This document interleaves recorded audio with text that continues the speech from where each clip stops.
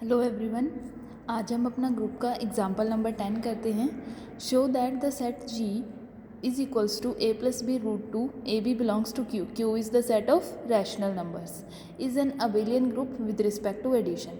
अब आपको एक सेट गिवन है। अभी तक आपको जितने सेट गिवन थे उसमें आपको set of natural, set of integers या फिर कोई फाइनाइट सेट 1 2 3 4 5 इस तरह से गिवन थे। अब आपको सेट गिवन है जिसमें एक स्पेशल टाइप के एलिमेंट्स हैं, a plus B root two type के। a और b कहाँ से हैं? रैशनल नंबर से हैं। ऑपरेशन आपको गिवन है एडिशन का। आपको प्रूफ करना है कि ये सेट इस ऑपरेशन के अंडर कैसा है, ग्रुप बनाता है, और वो भी कैसा ग्रुप? Abelian group. ठीक है, तो अबिलियन ग्रुप के लिए आपको 5 प्रॉपर्टी सेटिस्फाई करानी पड़ेगी। सबसे पहले क्लोजर प्रॉपर्टी। अब क्लोजर प्रॉपर्टी के लिए आपको क्या चाहिए? 2 एलिमेंट्स चाहिए। तो इस ग्रुप के 2 एलिमेंट्स उठा लो। अब इसमें सारे एलिमेंट्स इसी फॉर्म के हैं, a plus B root two type के। ठीक है, तो मुझे 2 एलिमेंट उठाने हैं, तो मैं थोड़ा सा इनकी नोटेशन चेंज कर देती हूँ। मैंने पहले एलिमेंट उठा लिया x कैसा है? a1 plus b1 root to. ये a1 और b1 कहाँ से हैं? रैशनल से। y उठा लिया a2 plus b2 root to. ये a2 और b2 कहाँ से हैं? रैशनल से। ठीक है, इसने तीसरा एलिमेंट भी यहीं उठा लिया, क्योंकि एसोसिएटिव प्रॉपर्टी में हमें 3 एलिमेंट चाहिए। तो तीसरा एलिमेंट उठा लिया a3 plus b3 root to. ये a3 और b3 भी कहाँ से हैं? सेट ऑफ रैशनल नंबर से। अब पहली प्रॉपर्टी क्लोजर, ऑपरेशन एडिशन का। तो क्लोजर प्रॉपर्टी क्या कहती है कि किन्हीं भी 2 एलिमेंट्स को ऐड करूँगी तो जो एलिमेंट मिलेगा वो अगेन उसी सेट में जाना चाहिए। तो मैंने x और y को ऐड किया, यानी कि a1 plus b1 root two plus a2 plus b2 root two. तो जो बिना रूट वाले हैं उनको एक तरफ कर दो, a1 plus b1 a2 plus b2 root to. अब देखो फॉर्म तो यही बन गई जो हमें सेट में गिवन थी, लेकिन सेट के साथ कंडीशन ये भी है कि ये a और b रैशनल होने चाहिए। अब a1 भी रैशनल है, a2 भी रैशनल है, इनका सम करेंगे वो भी रैशनल, b1 भी रैशनल, b2 भी रैशनल, सम करेंगे वो भी रैशनल। तो फॉर्म भी सेम हो गई और ये वाले एलिमेंट भी रैशनल हो गए। इसका मतलब क्या होगी? क्लोजर प्रॉपर्टी सेटिस्फाई हो गई। ये वाला एलिमेंट आपका अगेन जी में चला जाएगा। नेक्स्ट आपके पास आती है एसोसिएटिव। एसोसिएटिव में पहले आप एक्स वाई को ऐड करते हो, देन जेड को ऐड करोगे। ठीक है, तो पहले एक्स वाई को ऐड किया, ये मिला, फिर जेड को ऐड किया, तो आपके पास मिला a1 plus a2 plus a3 b1 plus b2 plus b3 root two. Again आप चाहे तो इसी से यहाँ से आप वही फॉर्म बना लो, या फिर आप क्या करो, राइट हैंड साइड अलग से सॉल्व कर लो। राइट हैंड साइड क्या? एक्स वाई प्लस जेड, इसको अलग से सॉल्व कर लो। देखना क्या ये वाली फॉर्म और वो वाली फॉर्म इक्वल आती है। इक्वल है तो एसोसिएटिव हो जाएगा। और अगर यहीं से करना है तो यहीं से कर लो, एडजस्टमेंट ही करनी है बस, जस्ट ज़्यादा कुछ नहीं है। अगर किसी को एडजस्टमेंट समझ नहीं आती तो इसकी राइट साइड को अलग सॉल्व कर लो, लेफ्ट साइड को अलग सॉल्व कर लो और दोनों को इक्वल दिखा दो। देखो जहाँ तक बात है क्लोजर प्रॉपर्टी की और एसोसिएटिव प्रॉपर्टी की, तो इन दोनों प्रॉपर्टीज़ में किसी को भी मेरे ख्याल से कोई दिक्कत नहीं आनी चाहिए, क्योंकि सिर्फ इन जनरल करके ही दिखाना है। आइडेंटिटी और इन्वर्स आपको निकालना पड़ेगा। तो अब इस ग्रुप की आइडेंटिटी निकालनी है। आइडेंटिटी क्या है? आपने क्या किया, एक एलिमेंट उठाया सेट में से a plus B root two. इस एलिमेंट में मैं क्या ऐड करूं, क्योंकि ऑपरेशन कैसा है हमारा? एडिशन का है। इस एलिमेंट में मैं क्या ऐड करूं कि मुझे इटसेल्फ यही एलिमेंट मिल जाए? तो हमेशा 0 ही ऐड करेंगे तभी मिलेगा। वैसे भी मैंने आपको बताया कि एडिशन में 0 और मल्टीप्लिकेशन में 1। ठीक है, तो आइडेंटिटी क्या बन गई? 0। ठीक है, अब सिंपल 0 लिख के काम नहीं चलेगा, क्योंकि हमें ये भी दिखाना होता है आइडेंटिटी सेट में जानी चाहिए, और सेट में किस टाइप के एलिमेंट है? a plus B root two type के एलिमेंट है। तो इसको सेट में लेके जाने के लिए मुझे क्या लिखना पड़ेगा? 0 प्लस 0 रूट टू लिखना पड़ेगा। ठीक है, तो ये इस सेट की बन गई आइडेंटिटी। नेक्स्ट आ जाओ इन्वर्स पे। इन्वर्स क्या है? इस एलिमेंट में मैं क्या ऐड करूं कि मुझे आइडेंटिटी मिल जाए? ठीक है, अब इसमें मैं क्या करती हूँ, minus a minus B root two add कर देती हूँ, तो मुझे क्या मिल जाएगी? आइडेंटिटी 0 मिल जाएगी। तो इन्वर्स भी एग्जिस्ट कर गया। कॉम्यूटेटिव, कॉम्यूटेटिव के लिए क्या करना पड़ेगा? 2 एलिमेंट उठाए x और y, x प्लस वाई किया, उसको सॉल्व किया, एडजस्टमेंट की, y प्लस एक्स के इक्वल आ गया, तो कॉम्यूटेटिव प्रॉपर्टी सेटिस्फाई होगी। इसका मतलब ग्रुप कैसा बन गया हमारे पास? अबिलियन ग्रुप बन गया। नेक्स्ट एग्जाम्पल पे आ जाओ। नेक्स्ट एग्जाम्पल आपके पास है, determine as to whether the following set together with the indicated composition constitute a group। आपके पास एक सेट गिवन है, the set S of all ordered pairs। अब सेट ऐसा है जिसमें सारे के सारे ordered pairs हैं। ऑपरेशन कौन सा है? ऑपरेशन आपको ये डिफाइन है कि जैसे ही सेट के 2 एलिमेंट को क्रॉस करोगे तो उनकी क्रॉस कैसी मिलेगी? पहले की और पहले की मल्टीप्लिकेशन यानी कि AC, फिर सेकंड की पहले एलिमेंट के सेकंड की और इसके फर्स्ट कोऑर्डिनेट की BC प्लस इसका सेकंड कोऑर्डिनेट, ठीक है। तो ये एक स्पेशल टाइप की उसने प्रोडक्ट डिफाइन कर रखी है। तो अब ये ऑपरेशन आपका ऐसा ही चलेगा, जहाँ भी आपको क्रॉस का सिंबल आएगा अब आपको इस ऑपरेशन के अकॉर्डिंग क्रॉस करना है, डायरेक्ट मल्टीप्लिकेशन नहीं करनी है। तो सबसे पहले क्लोजर प्रॉपर्टी, सेट कैसा है, ऑर्डर्ड पेयर एलिमेंट्स का।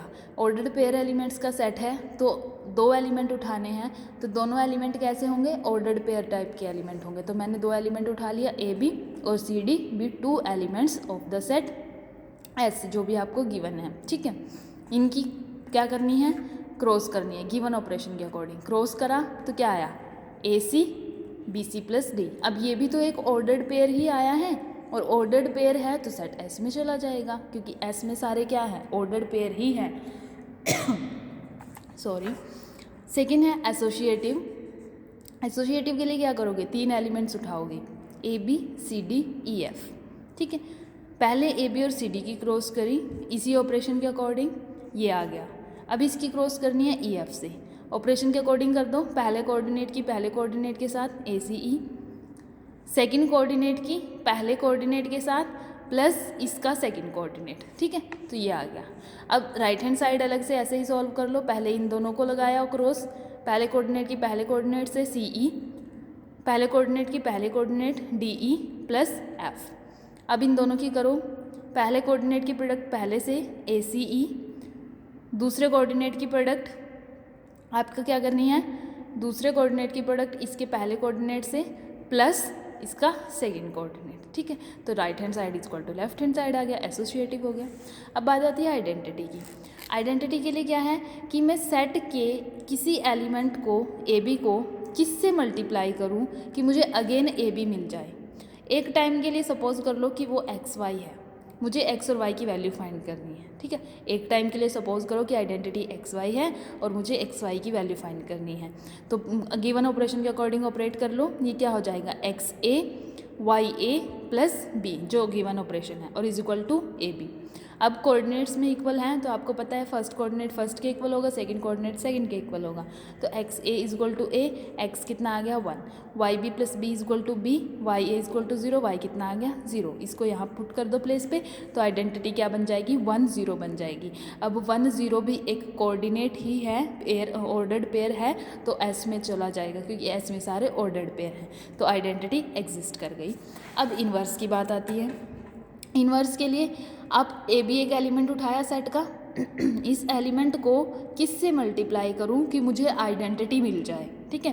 तो एक टाइम के लिए सपोज कर लो वो XY है, तो मुझे यहाँ भी XY की वैल्यू फाइंड करनी है। तो गिवन ऑपरेशन के अकॉर्डिंग ऑपरेट कर दो, AX AY plus B equal to 1 0, coordinate equate किए, AX equal to 1, AY plus B equal to 0, यहाँ से X की वैल्यू आ गई 1/A, Y की वैल्यू आ गई -B/A। तो ये हो गया इन्वर्स ऑफ AB। तो सारी चारों की चार प्रॉपर्टी एग्जिस्ट कर गई। इसका मतलब आपके पास जो गिवन सेट था वो गिवन ऑपरेशन के अकॉर्डिंग ग्रुप बन गया।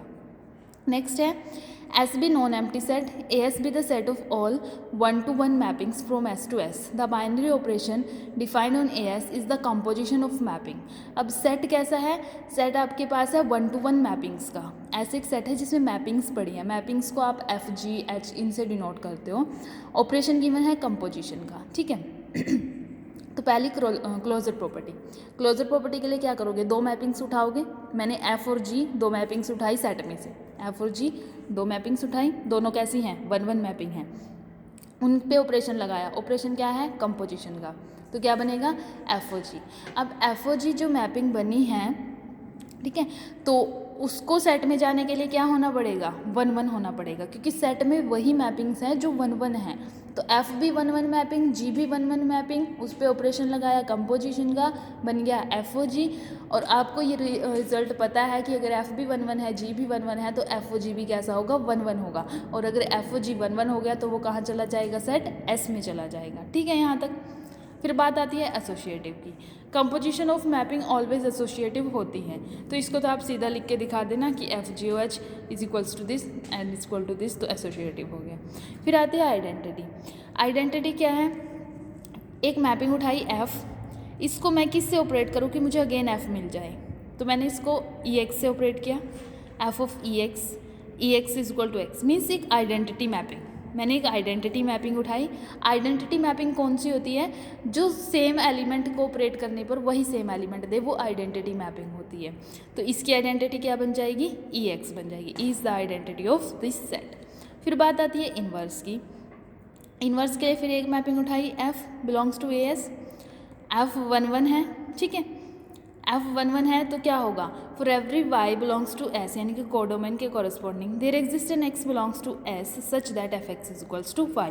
ये डेफिनेशन है ऑन टू की। अब क्योंकि एफ 1 1 है, एस टू एस है, तो आपके पास क्या होगा, एफ ऑन टू भी होगा, और एफ ऑन टू है तो ये ऑन टू की डेफिनेशन लग गई। अब अगर फंक्शन 1 1 भी हो गया, ऑन टू भी हो गया, आपको ये पता है रिजल्ट, अगर एक कोई फंक्शन 1 1 और ऑन टू है तो कैसा होता है, इन्वर्टिबल हो जाता है। तो यहाँ से एफ कैसा हो जाएगा, इन्वर्टिबल हो जाएगा, मीन्स उसका इन्वर्स एग्जिस्ट कर जाएगा, ठीक है। तो उसका इन्वर्स आपके पास क्या हो गया, F of F inverse Y, F of F inverse Y, F inverse Y means X, क्योंकि आपके पास यहाँ से क्या है, F X is equal to Y है ना, यहाँ से अगर आप निकालोगे एक्स की वैल्यू तो कितनी आएगी, एफ इन्वर्स वाई आएगी। तो एफ इन्वर्स वाई की वैल्यू यहाँ पुट कर दी हमने एक्स, ये आ गया y, that is identity of y। तो F of F inverse is equal to identity, inverse exist कर गया। कॉम्यूटेटिव, अच्छा ये रिजल्ट होता है कि कंपोजिशन ऑफ मैपिंग एसोसिएटिव तो होती है लेकिन कॉम्यूटेटिव इन जनरल नहीं होती। तो F O G is not equals to G O F in general.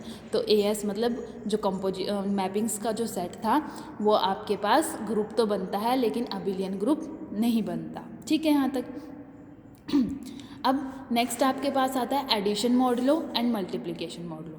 इसको मैं आपको समझा देती हूँ। इसमें क्या होता है, एडिशन मॉडुलो में आपको किन्हीं भी दो नंबर, आपको एक सेट गिवन होगा, सपोज करो 0 1 2 3 4, और एडिशन मॉडुलो गिवन है 5, ठीक है। आपको क्या करना है, कोई भी दो नंबर उठाओगे, सपोज करो मैंने 3 उठाया 4 उठाया, ऑपरेशन क्या है 5 है, ठीक है, और साथ में एडिशन मॉडुलो 5। इसका मतलब क्या होता है, पहले तो आपको इनको ऐड करना है, नंबर्स को ऐड किया 7, फिर उसको 5 से डिवाइड करना है, जो रिमाइंडर बचेगा वो आपका आंसर आएगा। 7 को 5 से डिवाइड करोगे तो कितना आंसर आएगा, 2, तो आंसर इसका कितना आएगा 2। ये होती है एडिशन मॉडुलो, ठीक है।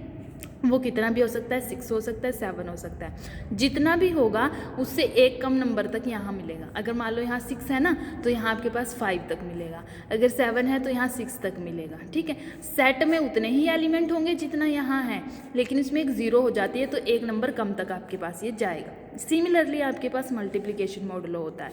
मान लो यही सेट है यही सेट आपको गिवन है 1 2 3 4, मल्टीप्लिकेशन मॉडुलो 5, ठीक है।